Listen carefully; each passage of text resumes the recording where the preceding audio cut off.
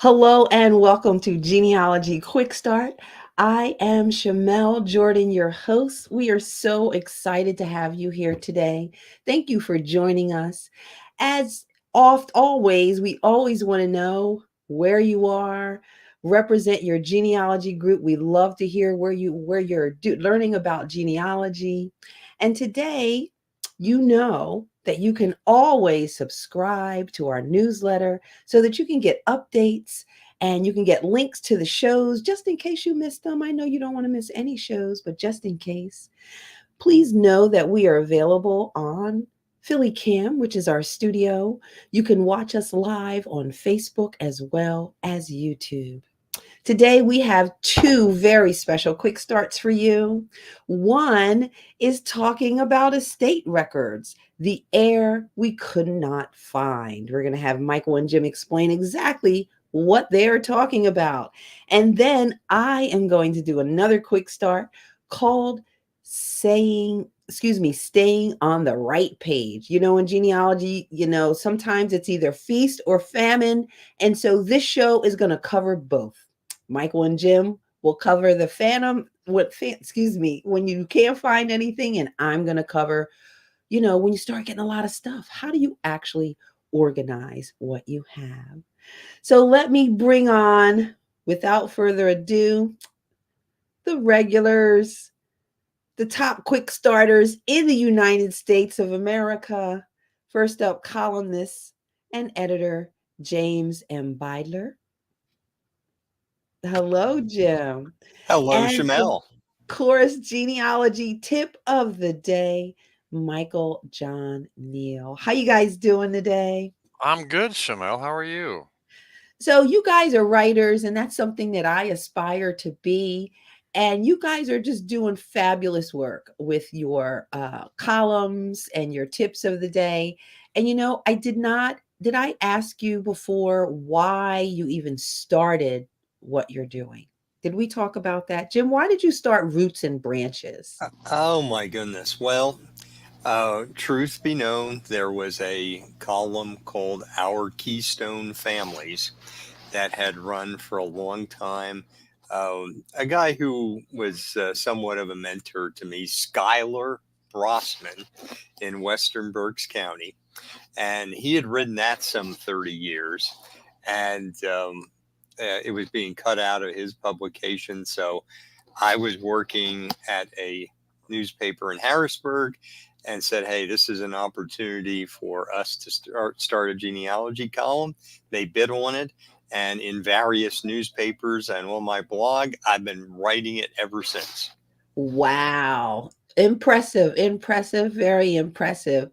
And Michael, genealogy tip of the day. I'm gonna get myself in trouble because I Uh-oh. I thought a lot of not a lot, but a significant proportion of genealogy writing can be tedious and overly detailed and sometimes somewhat pedantic. And tip of the day is meant to be short and to the point.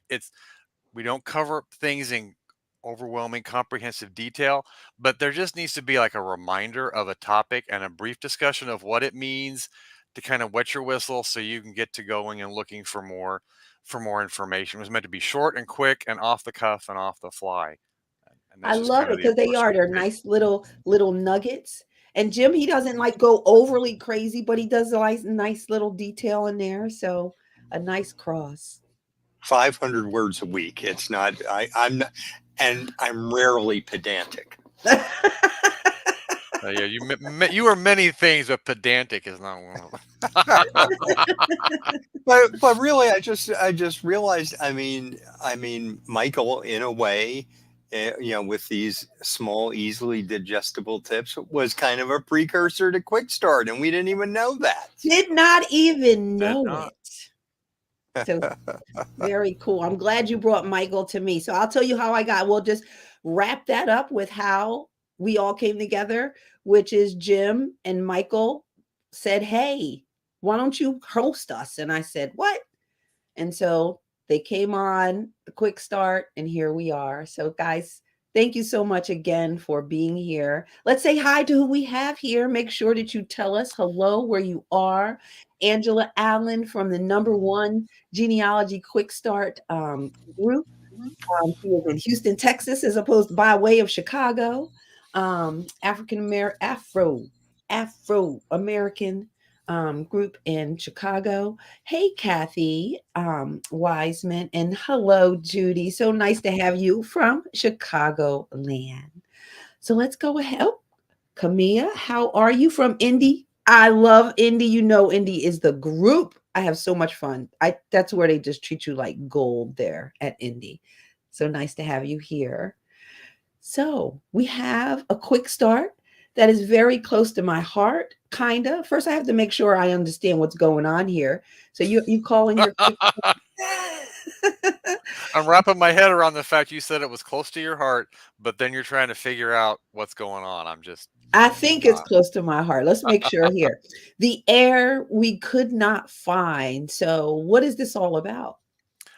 in generally speaking, when we've got a person you can't find that you think evaporated or went poof or whatever phrase you want to use, one approach, the approach we're going to talk about today, is to look and see if they had any interest in any estate later that was being settled, and if they had to be contacted to sign off on some documentation to settle that or close that out. Because usually people may go away, but when there's money to be had, they all of a sudden, we're laughing, but they do recondense when they realize there's money. But sometimes a court is going to say, for this title to be clear, you got to find all these heirs or deal with them, and that's what we're going to look at today. So what you're saying is so freaking accurate. But I actually, in my family case, we had for a year, dude, could you please just like show up so you can get your money? Like there were like so many heirs and there was just one for a year. And I felt like I was responsible because they kept contacting me. And I'm like, I don't know. So I don't know what he eventually did something. I don't know why he wasn't responding, but yes, follow the money. That's what you're talking about, right? Mm-hmm. Yep. That's about it.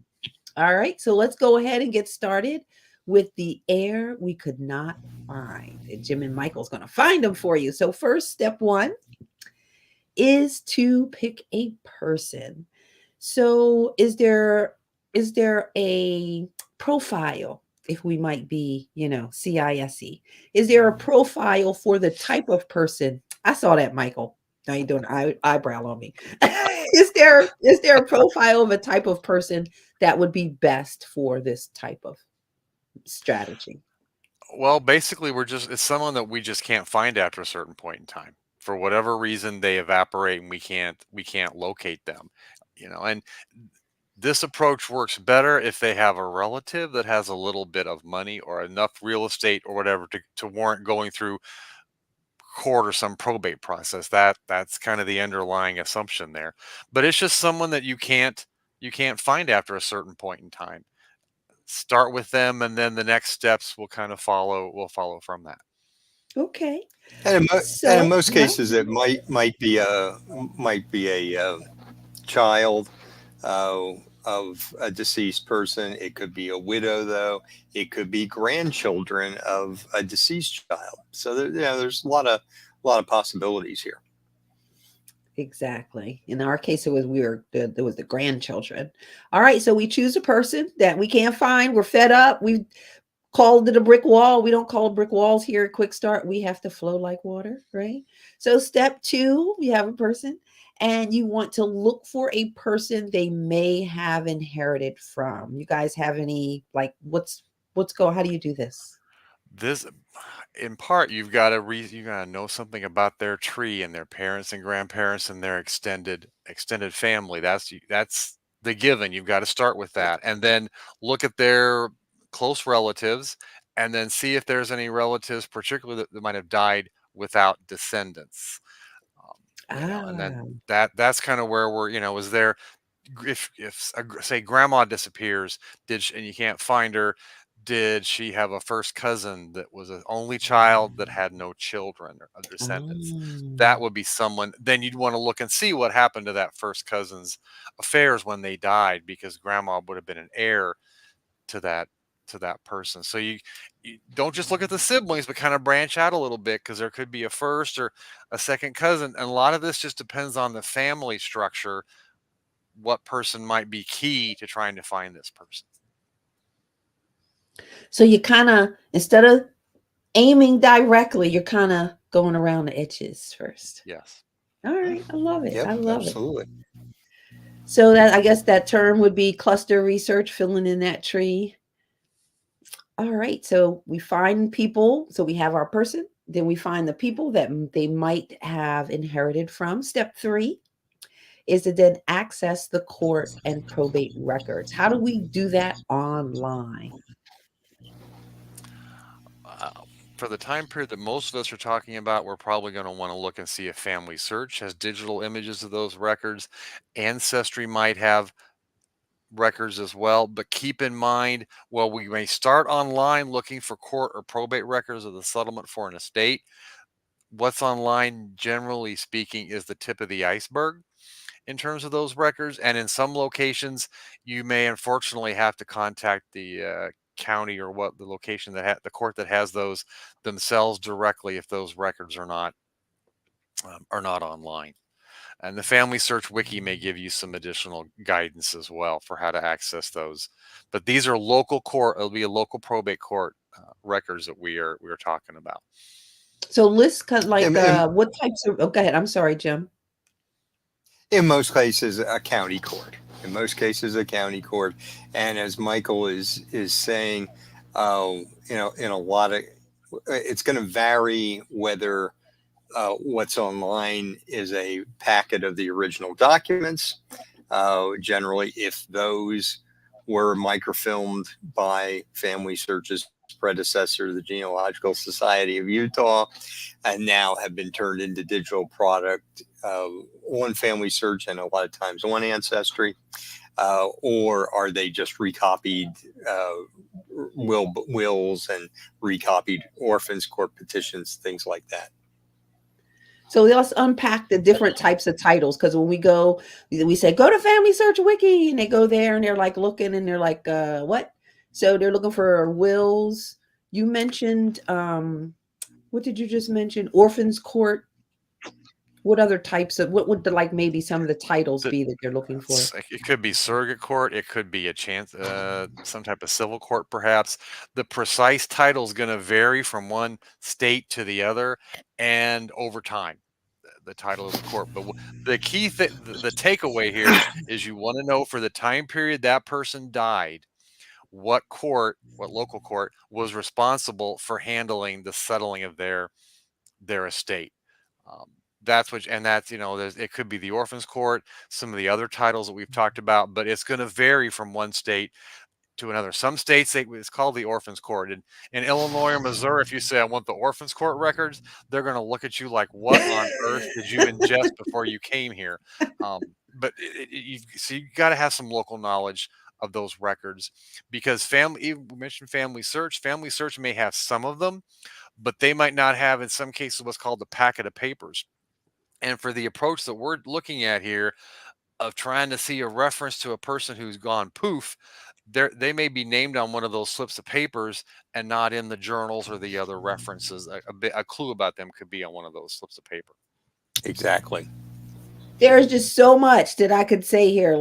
So first, we have to know our area and our time period, what type of record we're looking for. Because for some of my places, it was called a state packet. Some of them, the state packet is the whole big thing. And for one place, they're all on Ancestry. On another place, you got to go to the place. The other thing is that it dropped. So make sure that you know what it's called. And the other thing is to make sure that you get all that's there. The third thing is, just because they don't show up in the will doesn't mean, to Michael's point, that they're not going to show up in that mega page of estate packet. So yes. So thank you for that. You guys unpacked that nicely. Oh, and of course, these are browsing records on Family Search. Oh, I figured out what I would ask you. Is there a difference if they died with or without a will, where you would look for the records? It's generally in the same courthouse office, but it will be different types of records. Generally, an administration will be granted to, guess what? An administrator. Uh, since, since there's no will for an executor to be named. So yeah, we die without a will. Somebody gets appointed to administer the estate, and then the process kind of continues. But when it's a will, when it's by will, you're limited to whatever that person put in their will. Sometimes it's better if there's not a will, because then everybody is unsure. Everybody. Everybody's unsure of their rights and is filing petitions and cross petitions and caveats and all that to try to secure their $5.17 And even if there is a will in some places in some time period, the heirs still have to be notified. The will could leave everything to the cat, but if the heirs are cousins or nieces or whatever the heirs are, they still have to be notified That that they're this is not getting that this anything. is We love the cat more than exactly. we Yeah. loved you, Right. They dude. have They have to be notified this will is being brought to probate, and if you want to petition against it, you have the right to do that. But but sometimes you won't see that list of heirs. It just depends on the time period and the place. But the key is make sure you've accessed all the records of the court that is responsible for the settlement of estates in the place where your dead person had property. Oh That's yeah. So okay, hold up. All of the places they had property. So it might not necessarily be in that county. You might have to go to multiple. typically, and so we don't get way too bogged down in this, if they have property in several counties in one state, usually there's always exceptions, it will the administration or executorship or whatever is typically granted in the county where either their residence was at or the bulk of the property was Okay. located. If they have property in multiple states, then there may be administrations in separate states, maybe not. You just have to go look. And if Mhm. it's real property in several counties or several states, that will probably generate some type of land document in those other counties too. Right. When if they sell off the land, deed it out, and if you're living right, you'll get a deed where all the heirs had to sign off.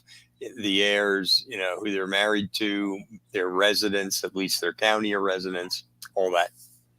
Love it. Kathy says, where there's a will, there's a way. All That's what right, they let's say. move on. Step 4.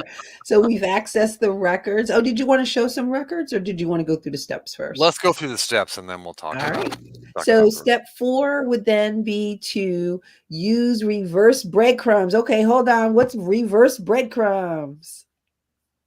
That's when you dump the toaster upside down. I'm going to let Jim, because I'm not quite What's a toaster? I don't even have one of those. Oh my God. I think what we were trying to get at with this one is that if it's people whose heirs have moved, that you're tracing them back from where they ended up, and there may well be some notary public document or something like that at the place they're actually residing, and then trace it back to where the deceased was, right. which presumably they were there probably at some time, or their parent was there at some time, something like that. And just make certain when that you go through all the records and look for the obvious, blatant in your face clues and the sometimes more subtle, not quite so obvious clues that could give you good information as well when you sit and So analyze. what's some not so obvious type things that they might uncover? Like what's how teach us how to look deeper.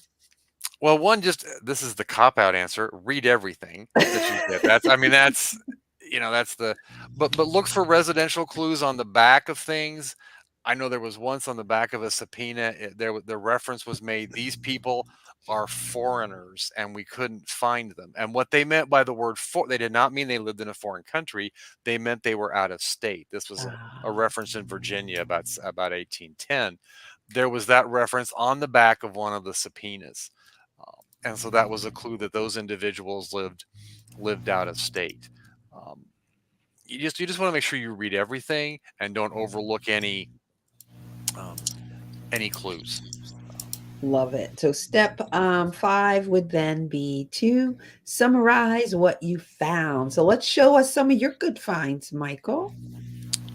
What do we have here? This is a summary of the document, which was easier to do than just putting up all the documents. This individual, there's a synopsis on the screen. He disappeared in the 1930s. His children said he was last living somewhere, for me, out west, either in California, Colorado, somewhere. He was born 1874. He had a brother, George, who was childless, that died in 1946 in Illinois. And George had a small farm and some chattel property. It was a part of that. To settle George's estate, George had this brother, Arsulus, that went poof, and there was another brother. Okay. Arsulus had children that were but they could not inherit their father's portion because they didn't know if the father was alive or dead. So in the probate packet from 1946, it references Arsulus. It references some things the children did to try to find him, where they looked, what they did, what they tried, and they could not locate him after a certain point. And then the judge in this estate settlement from the 40s just declared He's Arsulus dead. dead. They just said, we're going to state he died before his brother George. You're dead to And me, Arsulus. you're dead, Arsulus, you're dead to me. Exactly. You were dead to the court. I think he was dead to his ex-wife too. But anyway, by doing that, then the children could inherit his portion, and the judge could have the farm sold, settle up the property, and cash out the estate. But Okay. what was neat about that was that court case there in Illinois, this probate case, documented the process the children went through to try to find their Yes. father, when he was last seen and where, Yes. and those details. There was an affidavit or testimony in there from one of the sons, I believe, of Arsulus, about what they had tried to do. Great. I love those details. I love those details. What do we have here? This is another one. Jim was mentioning the notary statements on a deed. This is for a deed in Hancock County, Illinois, for some property. And there's two sellers on this, Minnie and Addison, I think is her husband. She is listed as being a notary public in Hancock County, Illinois, when she signed the deed. But beneath that, there's another acknowledgement from Addison. And at the time he made the acknowledgement, he is in Seward County, Nebraska. So this was a deed to settle up an inheritance of some property, and there's residential clues. At the top of the deed, their residences are not listed, but in the notary statements where they acknowledge the deed to be their true and legal, so on and so forth, Yeah. act. Minnie did it in Illinois. Addison is doing it in Nebraska. So I know on this date, whenever it was 1883, he's in Seward County, Nebraska, at least long enough to see that notary and make that affidavit. So So when you're were looking at these those all in the deeds, packet? this was a deed. Jim was mentioning we needed Okay. to look at, if there's real estate, you want to find those deeds where it's transferred from the heirs to whoever received Gotcha. it after the heirs owned it. This was not referenced in the packet. The real estate was in the inventory, but this deed was not referenced in the packet. This was a separate land record that I accessed because in this person's inventory was a reference to where the real estate was at, and then I located the deed. Because probate records in some time periods won't give you these location details, but the deed, the signers, the grantors, have to acknowledge it back in the day in open court. At this point in time, just in front of some public official, a notary or a JP was where that was commonly done. This guy lives in Nebraska. He's not going back to Illinois to sign this deed. Right. A copy will be faxed to him. That's a joke. Okay. Copy will be sent to him. He would go in front of a JP, sign it. The JP would write this statement that we see here. The deed would be sent back to, in this case, Illinois, to be recorded, and that notary statement would be attached to the end, like you see here. Oh my goodness. I got some more work to do. I did not even think to go and get those other deeds. Jim, Michael, thank you. I appreciate it. And let's see, you have something else here. Let's see. There we go. That we talked about looking for probate records, and you do want to do that. You want to look for records of how the estate was settled. But in some cases there might not have been a probate. Some of the heirs, maybe the one you can't find, wasn't actively involved, but the other heirs might have fought in a circuit court, a non-probate court. That's what's going on here from this case in 1914. This wasn't a probate case. This was another case involving the deceased person's property. And so this was one of the notices. This is not telling us what's going on in the case, but Right. this was the notice. And this is the first part of it where the clerk is saying that I've sent out these notices. And then if we go to the bottom, the next screen, which is the bottom of that document, it gives their names and Oh indicates my in some cases, gosh. it says Mary of Palmyra, Missouri, Bernard of Cozad, Nebraska, and somebody of Shelton, Nebraska, and more of my relatives from Gothenburg. And then it gives an address in Lincoln and an address in Denver, I believe, as well. So, there were some of these that I couldn't find. They evaporated. But in 1914, when some of their Illinois relatives were fussing over some stuff, Yeah. all these ones that had left the state and moved west, their locations are documented in a summary of the notices that were sent, because all these people had an interest in this 80 acres or whatever it was. They had to be given notice. And so in this case, there's detail, not just that they're given notice, but to where those notices were sent. What I didn't include, that when they settled this up, all the heirs got some money, and there's all the receipts in there, which is pretty cool, because each heir, there's a receipt and it indicates where the check or the draft was cashed. So I got the names of the banks which was residential clue. I don't need the name of the bank, Yes. but there was a geographic clue in that name of the bank of where they cashed those drafts. So it just, go and look for everything, because in that case, that was when it had been settled, which was 2 or 3 years after this. So for some of these people, that might have given, just a little more recent address than I had originally for them, especially for people that moved around a lot. So, Michael, where do you find this court notice? This was in Document? this was in the packet of court papers. Okay, it was in the You know, estate packet. not the estate packet. This was not an estate case. This was a Court. It was chancery. intestate. Yeah, this was in this location. It was circuit court, Okay. but it was not probate court. It was not a probate case. It was Okay. the heirs were fighting, but it was not a probate case. So it was just within the court papers. Within the court papers. And when you're looking for these court cases, you want to look for in the defendants and plaintiffs indexes. You want to look for any relative, because they're only going to be because these are manual search documents again. There may be a lot of defendants and a lot of plaintiffs, especially when a bunch of heirs are fighting, but Yeah. it's going to be in the defendant's index once. It's going to be in the plaintiff's index once. And so you've got to look for, no matter how many people are involved, you want to look for all the relatives to maximize the chance that you find the reference to that court case. I got more work to do. So I got to go back and trace up those deeds. And now I need to go back and look through the court records to see if there are any additional notices. You guys, I had enough work to do before we started this. So thank you very much. And I think that your last document, Michael? I believe so. Yep. Did you guys have any final parting words before, not parting because you're not going anywhere, before I come show the quick start? Show it. All Go right, ahead. show it. What do you want to see? All right. Thank you so much for that quick start. The heir we could not find. So step 1 is to pick your person. Step 2 is to look for the person where they may have inherited from. Step 3, access the court and probate records. Step 4, and it's more than that. Like, you got to keep going. Michael and Jim just blowing this out here. Step 4, use reverse breadcrumbs, a strategy inside of a strategy. And step 5, summarize what you found. So thank you so much for that quick start. And we will get ready for our second one. Who's our special guest? Let's see. Who is it? It's me. All right. Give me a second to divide the Oh, show up.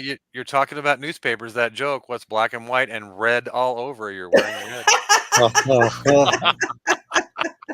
All right. With that, you must disappear on that one. Goodbye. All right, guys, give me 1 second.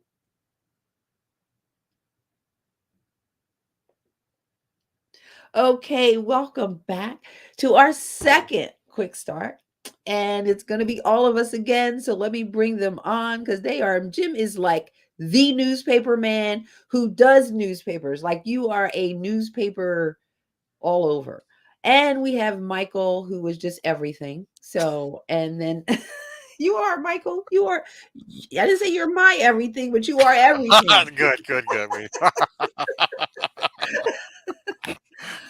Things took a turn. They sure did. And not a turn of the page either. Yeah, so that was good, Michael. A nice segue. Yeah. We have our second quick start, which is called Staying on the Right Page. So the difference is Michael and Jim talked about you couldn't find stuff and it was hard. I'm going to talk about the avalanche. When you get a lot of stuff, how do you kind of keep it all organized? And so I'm working on this project. I'm always working on this project, actually. And it's to uncover and bring to life Green Book locations. And those are locations that were written in this book called The Negro's Traveler's Guide. And it listed locations where African Americans between 1932, I think, and the early 60s. So it was really popular during segregation. And man, is there a lot of cool information about them out there. Are you guys working on any, like, have you had that feast thing where you've had a project where you just had so many newspaper articles where the gods were just smiling on you? Tim, Michael? I had a guy who was involved in some financial irregularities in the 1890s. And that and some female problems, and he's in newspapers from Denver all the way to Boston. He goes to South America. It's usually not a female problem. It's usually his problem. So let's. Oh no, he had female. Yeah, they were his problems. But the headline in one said he's wanted by 3 women: his wife, a girlfriend, and another girlfriend, all at the same. I don't know how he balanced all these things. That's why he went to South America, I think. But I was going to say, are you sure this wasn't a country song? It could have been. It could have been. But no, it was. But he went. The thing was, there's so many articles about him. It's almost overwhelming. And the thing is, I'll say this, and I'll let Shamel get to the point she's going to make. The problem with Philip was a lot of the content in these articles, it was repetitive, because the wire service of the day, or whatever they called it back in 1895, was one newspaper was essentially repeating what was in another one. So a lot of it was repetitive, which that made it a little more tedious to go through some of those things. And except for making mistakes and right. And like a game of rumor through all the newspapers. Right. Yeah. Yes. And so sometimes you can get lazy when you have too much and you see the repetitive thing, but sometimes one of them will just give like that one thing, like they'll throw one little extra sentence in there and you're like, right. Hallelujah. All right. You never know where the original is. Sometimes you don't know which one. I was going to ask you, have you ever tried to like cycle back? I don't know. It's kind of tedious. It can be hard. It can be hard. All right, let's get started with this quick start, Staying on the Right Page. Thank you for the title, Jim. That was not my originality. It was Jimbo.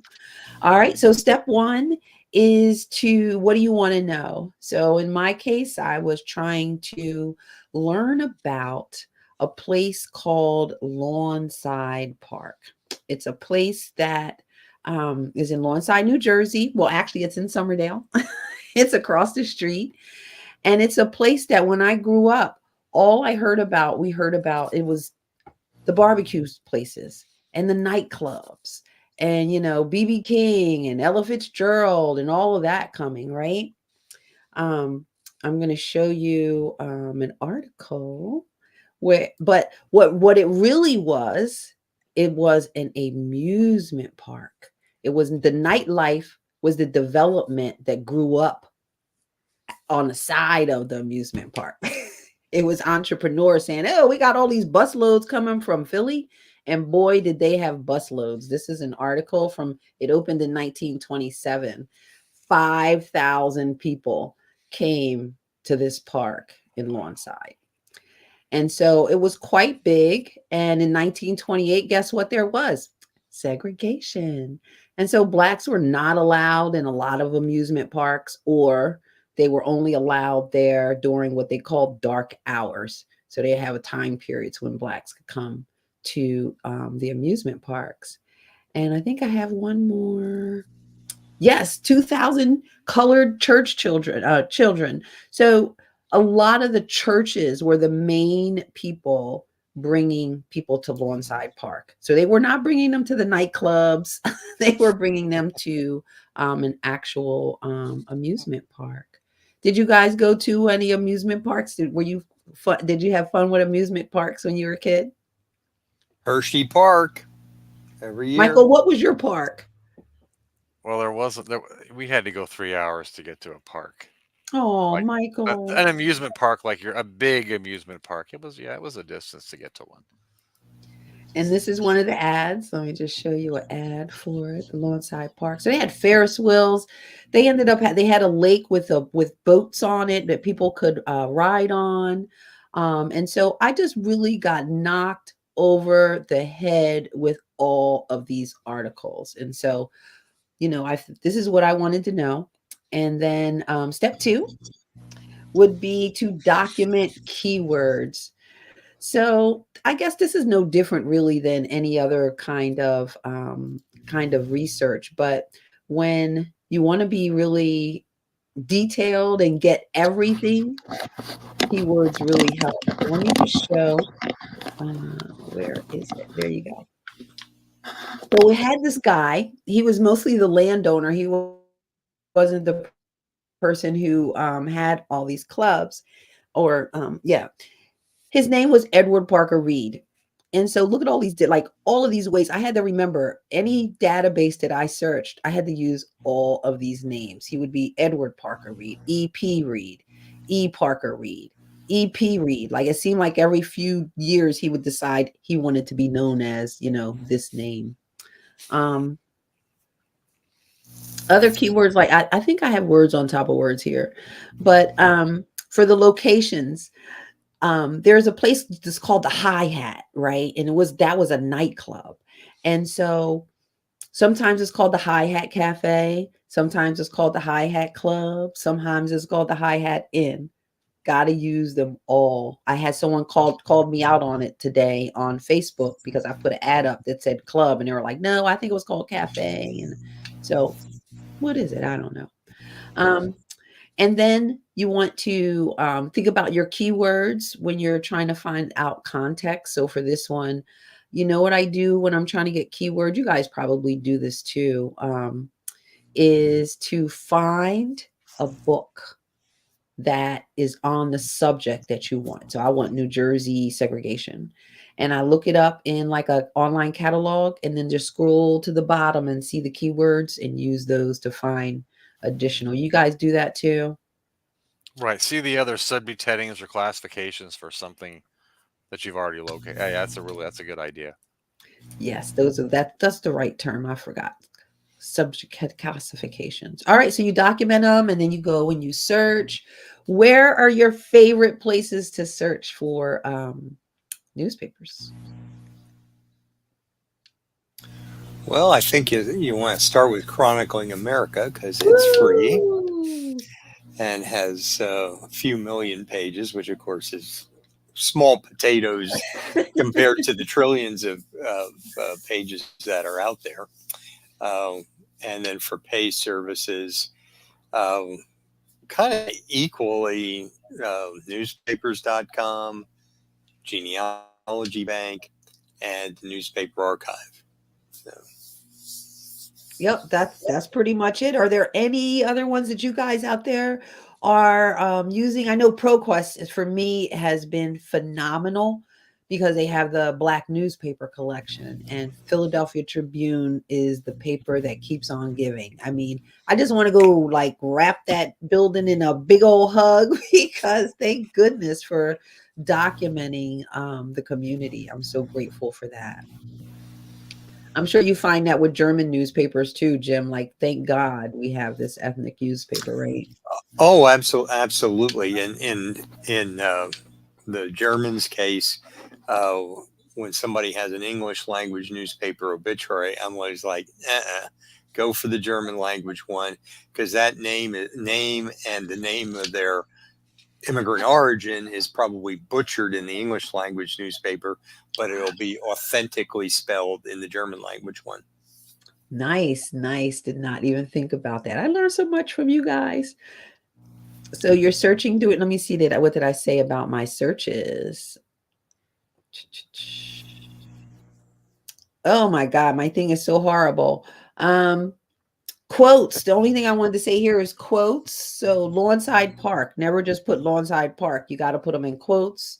There's a place called Wilcox Cafe. There's so many Wilcoxes. You had to put them in quotes. Oh my gosh, this is what I really had to do is filter by year and location.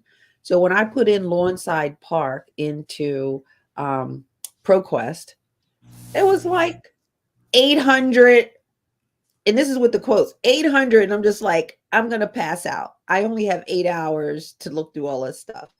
And so in order to have some sanity, I just filtered down like 10 years and I looked at 10 years at a time. How do you guys kind of balance it when you get like the giant results? Yeah, I mean that's a way to do it. The caveat I'll give you is remember newspapers like to do like 100 years ago today columns, things like that. And if you Yeah. truncate the search too much, you'll miss a reference to something like that, Mm. and the original newspaper may no longer be extant, but that look back thing is. So just be careful with it. Be careful with And it. even you can add additional keywords to narrow the search, but it's going to be the same problem that Jim talked about. You're going to throw out things uh, that might be helpful to you. So you've got to watch that unless you've got a more specific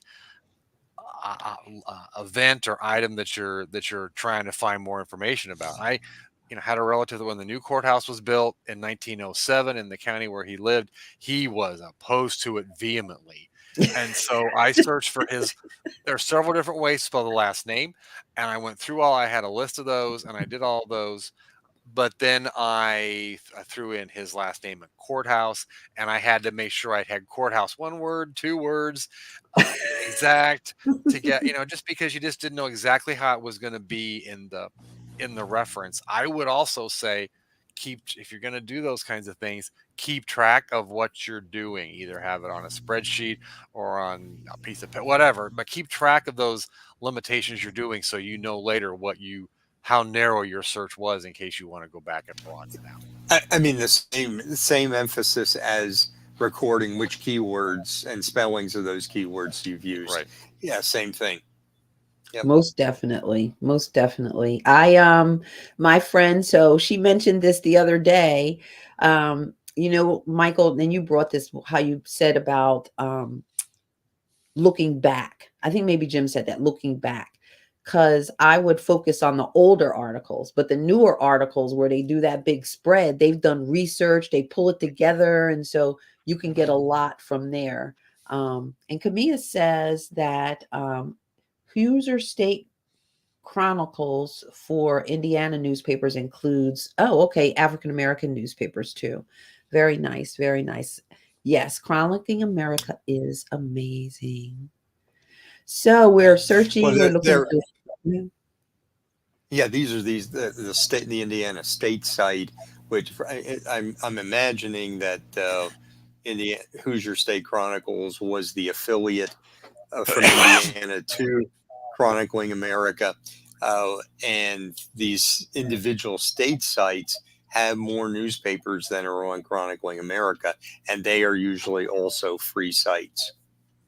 Yes, yes. So yes, you could. There's a lot of free good stuff online. And Out there. you could do a global site on the Indiana, a global search on the Indiana site or whatever state site you're on, and you're not getting a nationwide search. Particularly, if you're focused on a certain state or some location there, then you're narrowing your search. You're not getting stuff. You're getting everything they have, but you're not getting stuff from California or Florida or wherever that's totally unrelated, probably, to what you're trying to find.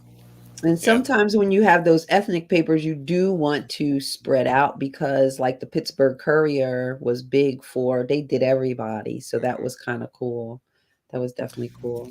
And my understanding from our good friend Tim Pinnick is that especially if there had been a migration from one area to another, the destination newspaper will keep reporting on where the folks had come from. A Yeah. lot of times in the deep south, but they'll report of news back home. Yes, most definitely. Let's pay homage to Tim Pinnick, special guest alum. And if I had his book here, I'd be holding it. Finding African Americans newspapers. Definitely check that out. So that's, you're searching. We're doing all these good searches. And then step 3, 4 is to save using naming conventions. So this is where we get like into the organization, because you need to be able to get back to them. So let me just show you what I do with naming conventions. And basically, you want to think about when you are saving, you're really kind of saving in 3 different ways, like on your computer. I save inside these different apps like newspaper.com, and then also on a spreadsheet so I can bring it all together. So first on your computer or in the cloud, I use the naming convention of document type, year, subject, and then the title or some kind of description. That can either be like the title of the actual article or the title that makes sense to me, because the title might be talking about something else, but your little thing is buried in there. And like they said, you guys talked about how you have multiple of the same article, but sometimes one might give a little bit more description. So you save both, but you put down what the specific thing is. And so this just helps out a lot. If I want to see all my newspapers, I just type in news. If I want to see all my Lawnside Park newspapers, I type in news, Lawnside Park, and I see everything. I am not perfect, so I just want to make sure you know this, because people all, Jamel, you're so perfect. I still have things that are not. If I search for Lawnside Park and I meant to share that, I will find things that are not within this naming convention. So don't think I'm perfect, because I'm not. You guys have any ways that you'd like to save your newspapers on your computer? For me, it's similar to what you do. The key is pick your naming convention or whatever you're going to use and be consistent with it. That's the key to a lot of these things. There isn't so much you have to do it this way or your Right. genealogy is going to die. It's a pick away, but give a little thought to it. Don't just grab the first person's approach and say you're going to do that because guru number 4 said do that. Pick something that makes sense to you, seems logical to you. Think about it a little bit, because you're making a commitment to this Yes. convention.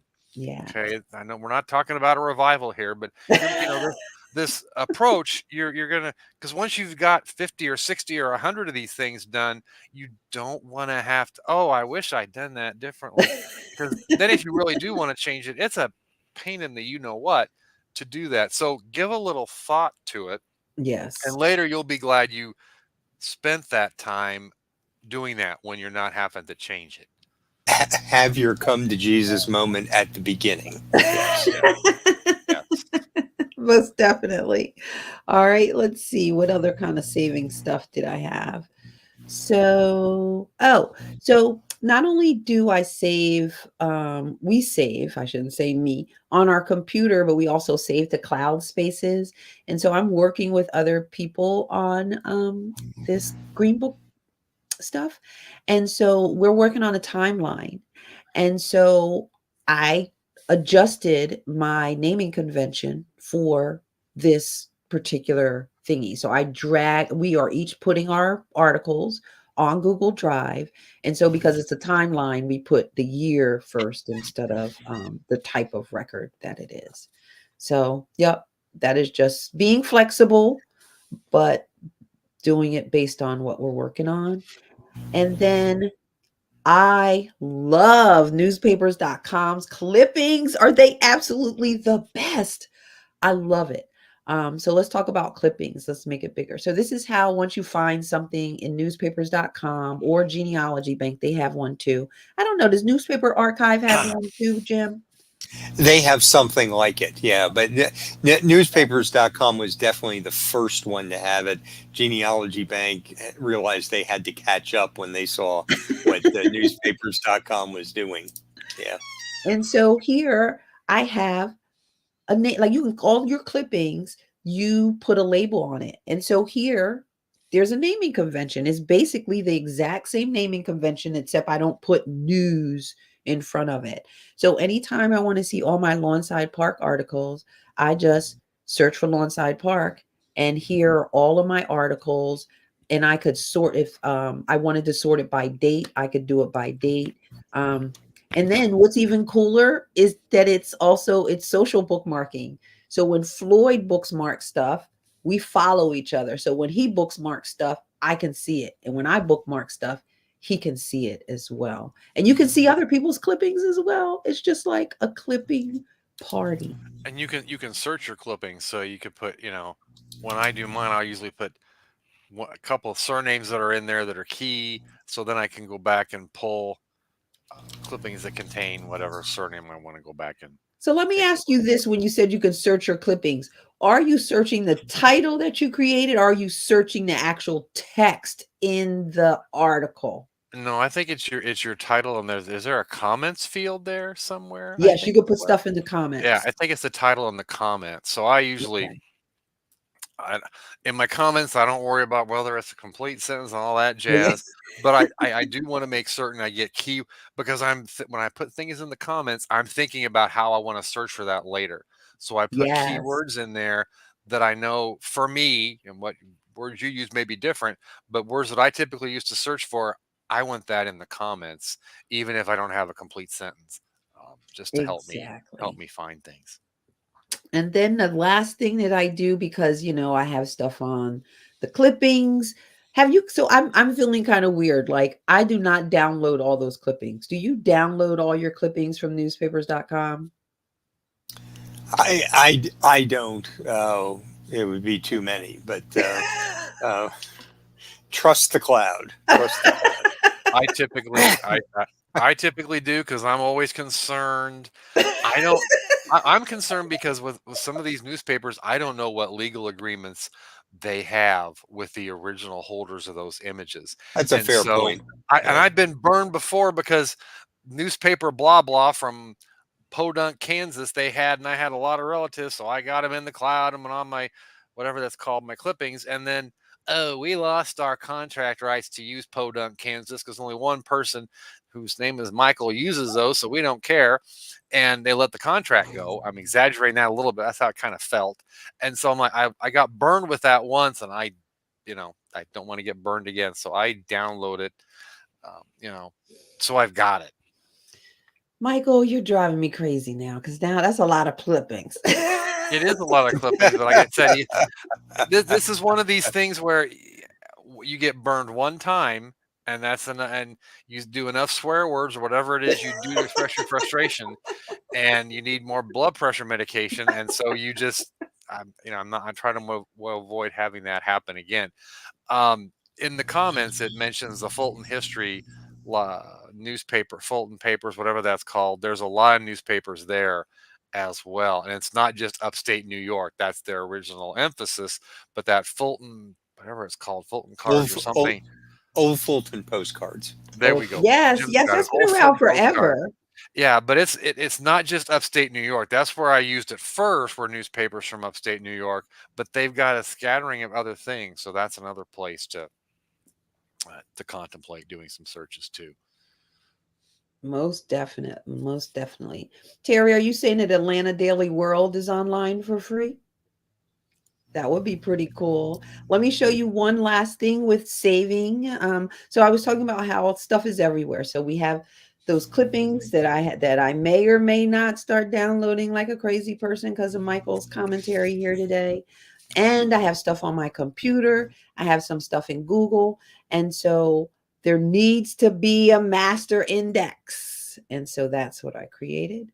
And it's not updated. I'm not perfect, but I know I have a system.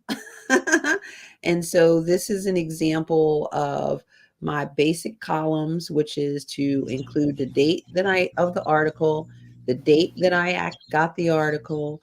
And guess what? Newspapers.com keeps the date that you clip the article. So that they're there helping you for your citations. Like newspapers.com, they need to come on the show so we could tell them how much we like them.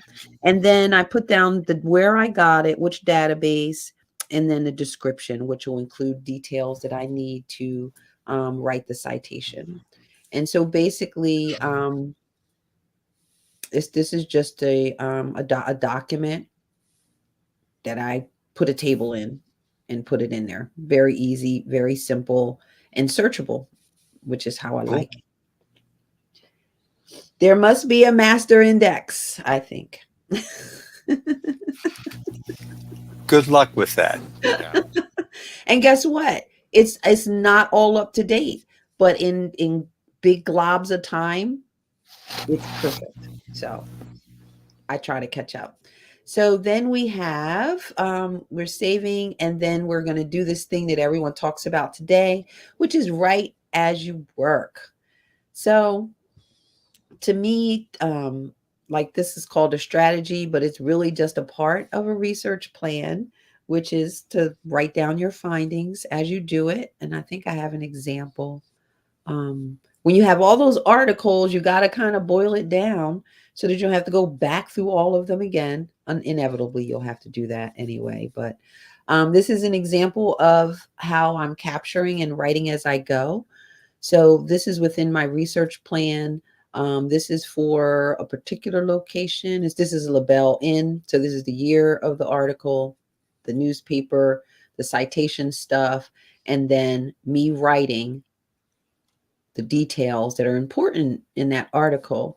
And so when it's time for me to write up my information about the LaBelle Inn in Lawnside, all I have to do is come and copy and paste these into my narrative and then clean them up. Do you guys write as you go? I'm gonna I be know. honest, not quite like that. Yeah, My God. I know I should, but I don't. The way I see it is that, well, actually, the way I see it is that if I was getting paid to do it, then I would be doing that, right? So I deserve that just as much as a paying client would. Okay. All right. How are you guys doing out there? Do you have any strategies or tips for that we did not cover for doing newspaper research? We'd love to hear about it. I'm going to go through the steps, which are for staying on the right page. So step 1 is what do you want to know? Come with a question. Step 2 is to document the keywords. Step 3 is then to use the major players and the smaller players as you guys have pointed out. Search them using your keywords. Step 4 is to save using naming conventions. Step 5 is then to write as you work. I want to make sure that you guys know about roots.branches.com, where you could see Jim's wonderful 500 word articles weekly. And then you have Michael. This is Feast and Famine. You have the big articles and then you have the little clips. Michael with his genealogy tip of the day. Go there to .com and you can check that out. And then, of course, Genealogy Quick Start. We have a website and a blog. Please visit and subscribe to all of us. And we want to thank you so much for being here with us, Jim and Michael. Thank you. Thank you. Everyone, Bet. have a great evening.